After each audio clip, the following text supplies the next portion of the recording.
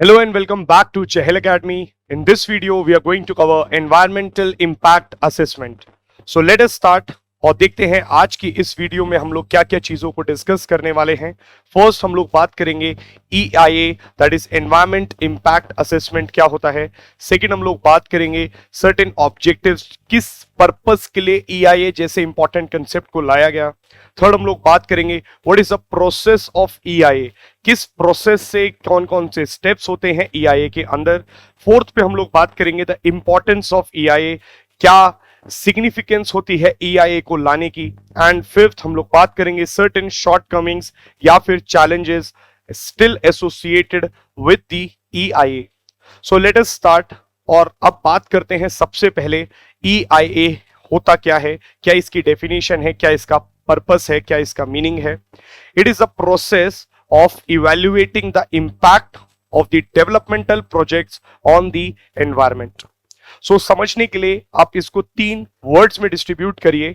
EIA तो देखिए environment, मतलब ये कि एनवायरमेंट पर क्या इंपैक्ट पड़ेगा। आई से है इंपैक्ट, तो what will be the impact of a certain projects, कोई भी डेवलपमेंट प्रोजेक्ट को आप स्टार्ट करते हैं उसका क्या प्रभाव पड़ने वाला है, क्या इंपैक्ट पड़ने वाला है एनवायरमेंट के ऊपर।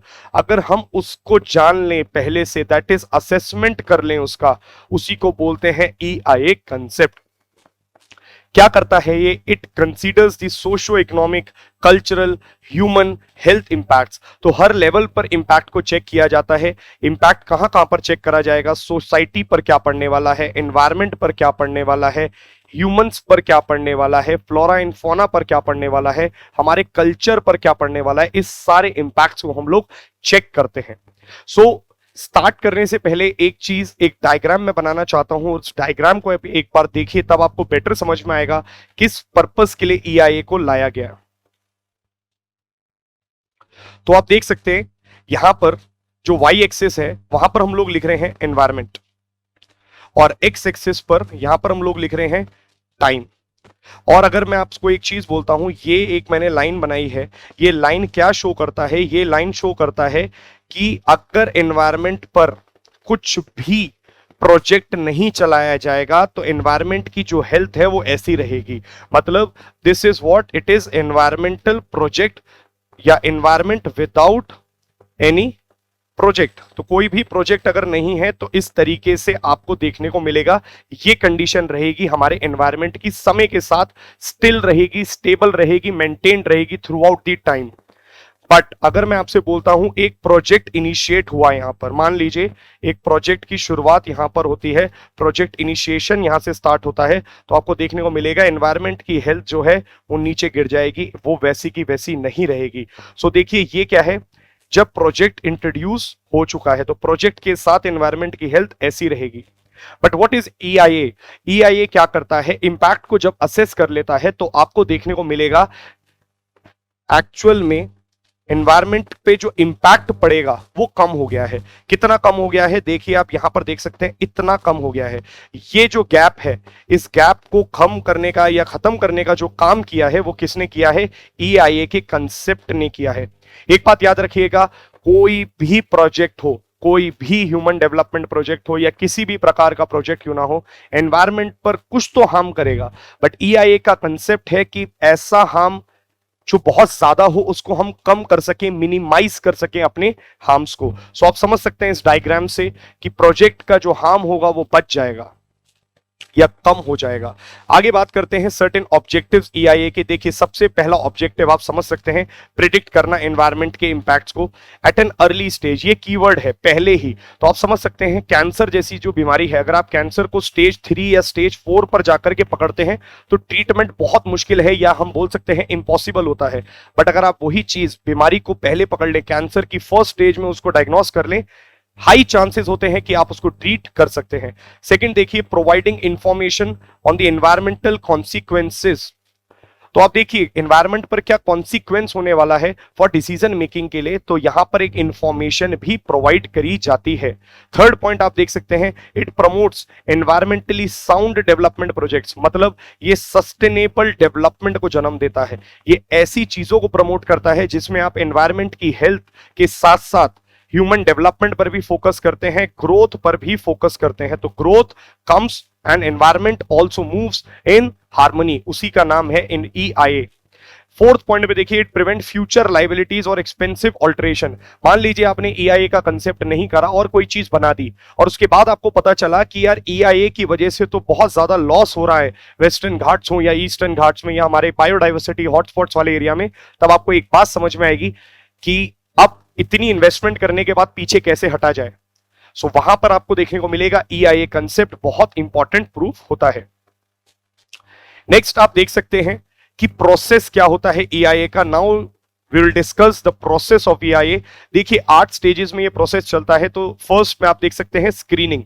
सबसे पहले हम लोग क्या करते हैं, स्क्रीनिंग के मेथड से जाते हैं। मतलब इसमें आपको आइडेंटिफिकेशन होता है क्या किसी प्रोजेक्ट को असेसमेंट की जरूरत भी है या नहीं है। तो देखिए स्क्रीनिंग में आप चेक करते हैं, चेक जैसे गेम्स में आपने सुना होगा जनरली स्क्रीनिंग वर्ड यूज किया जाता है। स्क्रीनिंग का मतलब है क्या उसको EIA की आवश्यकता है या EIA की आवश्यकता नहीं है, क्या उसको पार्शियल EIA चाहिए, तो किस प्रोसेस का EIA चाहिए वो हमें चेक करना पड़ता है स्क्रीनिंग स्टेज में। सेकंड में आप देखेंगे स्कोपिंग। स्कोपिंग स्टेज में क्या होता है, आप possible impacts of the project on the environment को पहले से बता देते हैं मतलब आप उसका एक दायरा फिक्स कर देते हैं स्कोपिंग में। आप टर्म्स ऑफ रेफरेंस बता देते हैं, लीगल रिक्वायरमेंट्स बता देते हैं, इंटरनेशनल कन्वेंशंस के अनुसार एक पूरा का पूरा स्ट्रक्चर बता देते हैं। कहने का मतलब कहां तक हम लोग EIA को करेंगे, किन किन जगहों पर EIA को करेंगे, कौन कौन से प्रोसेस को EIA में लाएंगे। अगर हम मान लीजिए एक हाईवे बनाना है और हाईवे के अंदर हम लोगों को चेक करना है कि ये नेशनल पार्क से निकलता है मान लीजिए, और ये पेड़ काटने पड़ रहे हैं, इसका EIA क्या होगा, इंपैक्ट असेसमेंट हम कर रहे हैं, तो कहां तक, कितने एरिया तक, क्या क्या चीजों को हम चेक करेंगे, वो सब स्कोप का पार्ट बन जाता है। थर्ड में आप देखेंगे assessment and evaluation of the impacts. तो आप यहां पर क्या करते हैं, असेसमेंट करते हैं, इवैल्यूएट करते हैं, चेक करते हैं क्या इंपैक्ट पड़ने वाला है।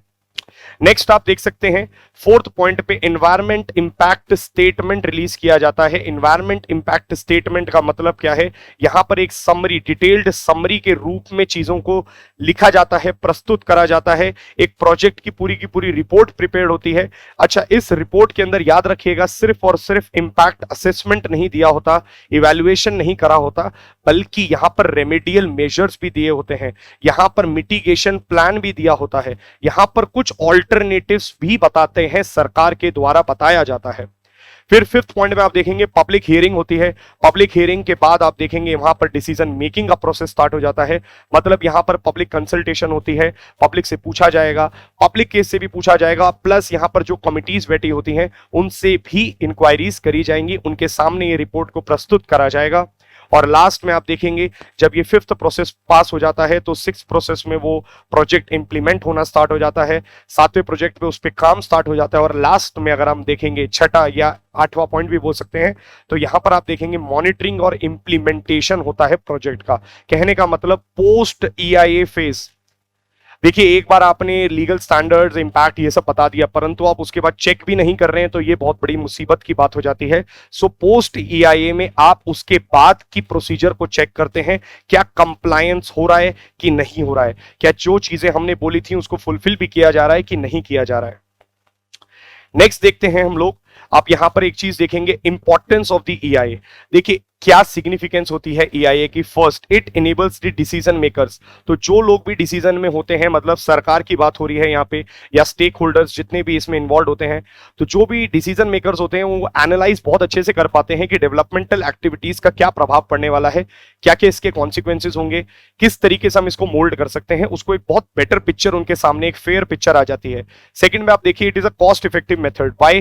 बिकॉज पूरा प्रोजेक्ट होने के बाद अगर आपको पता चला कि ये बहुत ज्यादा हार्म कर रहा है, सो सारा मनी या सारा पैसा वेस्टेज में जाता है। जैसा कि आप लोगों ने सुना भी होगा ILNFS, जो एक institute for leasing and financial services है, तो यहां पर आप देखेंगे ये बहुत ज्यादा इंफ्रास्ट्रक्चर पे आना पैसा देता था ILNFS, और 96,000 करोड़ का समथिंग इसने NPA भी करा था बैंक में। तो वो बहुत बड़ा कारण था। क्या कारण था उसके पीछे का? उसके कारण था कि इंफ्रास्ट्रक्चर प्रोजेक्ट्स पे जो EIA था वो ढंग से इंप्लीमेंट नहीं हुआ, तो बहुत ज्यादा कॉस्ट इन्वॉल्व होती है। बट अगर आप EIA टाइमली कर लेते हैं तो it is a cost effective method, और ये मिनिमाइज कर देता है जो भी एडवर्स इंपैक्ट पड़ने वाले होते हैं हमारे एनवायरनमेंट के ऊपर। तो फर्स्ट पिक्चर में हमने देखा था it bridges the gap. Next देखिए it links the environment with the development, और बहुत जरूरी है ग्रोथ। देखिए विदाउट ग्रोथ आप एनवायरमेंट पर काम ही नहीं कर सकते। Environment is not sustainable without growth. But अगर मैं आपसे बोलूं सिर्फ एनवायरमेंट को अगर हम प्रोटेक्ट करना चाहते हैं तो हमें ग्रोथ की भी आवश्यकता है। तो ग्रोथ भी जरूरी है बट एनवायरमेंट के साथ, और ऐसी ग्रोथ जहां पर एनवायरमेंट को देखा भी नहीं जा रहा या उसकी कदर नहीं करी जा रही है। सो हम सब जानते हैं जोशी मठ में क्या हो रहा है। तो ऐसी चीजों से बचने के लिए we need to inculcate the sustainable development concept into the decision making, और उसमें EIA बहुत बड़ा रोल या भूमिका को निभाता है। नाउ बात करते हैं लास्ट में what are the shortcomings of the EIA। देखिए पोस्ट फैक्टो अप्रूवल, तो EIA जो प्रोसेस है आप देखेंगे, EIA का जो पूरा कंप्लीट प्रोसेस है उसको जानने के लिए आपको एक चीज जाननी पड़ेगी, इंडिया में EIA की शुरुआत कहां से होती है। देखिए सबसे पहले ये USA में इंट्रोड्यूस होता है नेपा एक्ट के थ्रू। उसके बाद 1991 में EIA का एक नोटिफिकेशन आता है। भारत सरकार EIA को नोटिफाई करती है पहली बार, किस एक्ट से नोटिफाई करती है? एनवायरमेंटल प्रोटेक्शन एक्ट ऑफ 1986 से इसको नोटिफाई किया जाता है। याद रखिएगा ये एक्ट से पावर्स मिलती हैं। उसके बाद आप देखेंगे सबसे मेजर जो नोटिफिकेशन आया है वो है 2006 के, और इस 2006 के नोटिफिकेशन में दो चीजें बोली गई हैं, एक है कैटेगरी ए, एक है कैटेगरी बी। तो देखिए कैटेगरी ए डेवलपमेंट प्रोजेक्ट्स हैं, उसमें आपको कंकरेंस चाहिए। कंकरेंस का मतलब होता है एनवायरमेंटल क्लियरेंस चाहिए पहले। कहां से चाहिए वो आपको देगा सेंटर। और आप देखेंगे कैटेगरी बी को इन्होंने दो हिस्सों में डिवाइड किया, एक को बोला B1 प्रोजेक्ट्स, एक को बोला B2 प्रोजेक्ट्स। B1 प्रोजेक्ट्स वो प्रोजेक्ट्स हैं जहां पर आपको स्टेट से एनवायरमेंटल क्लियरेंस चाहिए ही चाहिए, मैंडेटरी बना दिया है। तो आप देखेंगे कैटेगरी ए और कैटेगरी बी में भी B1 वाली कैटेगरी के लिए EC that is environmental clearance और we can say EIA compulsory कर दिया गया। बट B2 जो प्रोजेक्ट है जहां पर आपको देखने को मिलेगा कैटेगरी बी के अंदर जो B2 प्रोजेक्ट है इसको बाहर कर दिया EIA के स्कोप से, इसको बोल दिया कि हमें EIA इसमें करने की आवश्यकता नहीं है। तो ये पूरा का पूरा जो स्ट्रक्चर था वो यहीं से आया है। और आप यहां पर देखेंगे कि ये जो पर्टिकुलर स्ट्रक्चर आया है ये 2006 का जो EIA का नोटिफिकेशन है ये किस पर बेस था? साइज और कैपेसिटी। तो साइज और कैपेसिटी पर बेस था कि कितना बड़ा साइज पर हम लोग ये करने वाले हैं, उन चीजों पर ये नोटिफिकेशन आया था। नाउ बात करी जाती है पोस्ट फैक्टो अप्रूवल। कहने का मतलब पहले यहां पर मैंडेटरी था बट 2020 में एक ड्राफ्ट आया और उसके अंदर इन्होंने क्या बोल दिया सरकार ने कि प्रोजेक्ट पहले स्टार्ट हो सकता है और बाद में उसको एनवायरमेंटल क्लियरेंस मिल सकता है। जबकि पहले क्या था, प्रोजेक्ट को स्टार्ट होने के लिए ही एनवायरमेंटल क्लियरेंस चाहिए। तो ये पोस्ट फैक्टो अप्रूवल एक शॉर्टकमिंग के रूप में देखा जाता है। Next, it is a very time consuming process. Time consuming कैसे है आप देख सकते हैं, बहुत ज्यादा लंबे समय लग जाता है। फॉर एग्जाम्पल आपको देखने को मिलेगा जनरली 18 से 20 महीने का टाइम पीरियड लग जाता है एक EIA की रिपोर्ट को प्रिपेयर करने में। नेक्स्ट आप देख सकते हैं टेक्निकल और बल्कि होती हैं रिपोर्ट्स, तो बहुत ज्यादा टेक्निकल टर्म्स यूज होते हैं, टेक्निकल जार्गन्स यूज करते हैं। बल्कि रिपोर्ट्स होती हैं तो जो नॉर्मल आम आदमी होता है पब्लिक कंसल्टेशन में या जो ट्राइबल होता है वो इस रिपोर्ट को ढंग से नहीं समझ पाता है। नेक्स्ट आप देखेंगे little public participation in actual implementation. तो पब्लिक का जो पार्टिसिपेशन है वो बहुत कम है या बहुत मिनिमल लेवल पर रखा गया है। पब्लिक कंसल्टेशन की जो स्टेज है वो बहुत ज्यादा पुअर कर दी है और यही चीज EIA ड्राफ्ट 2020 में और ज्यादा करने की बात करी गई। मतलब इन्होंने बोला पब्लिक कंसल्टेशन का जो 30 दिन का समय अब सिर्फ 20 दिन का हो जाएगा। तो जिन लोगों के लिए आ रहा है, ट्राइबल्स के लिए आ रहा है या जो वहां पर लोग रहते हैं विलेज कम्युनिटीज में, उनका पब्लिक पार्टिसिपेशन प्रोसेस बहुत ज्यादा वीक हो जाता है।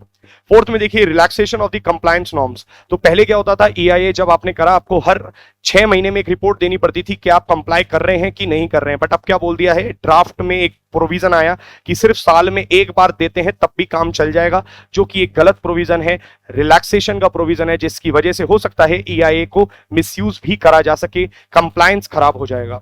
और ऐसे आप देखिए monitoring after EIA is not carried out. तो पोस्ट EIA फेज में हम लोग नहीं देखते हैं, सिर्फ और सिर्फ EIA फेज की बात होती है, उसके बाद भूल जाती है सरकार या उसका प्रॉपर कंप्लायंस मेथड नहीं हो पाता है।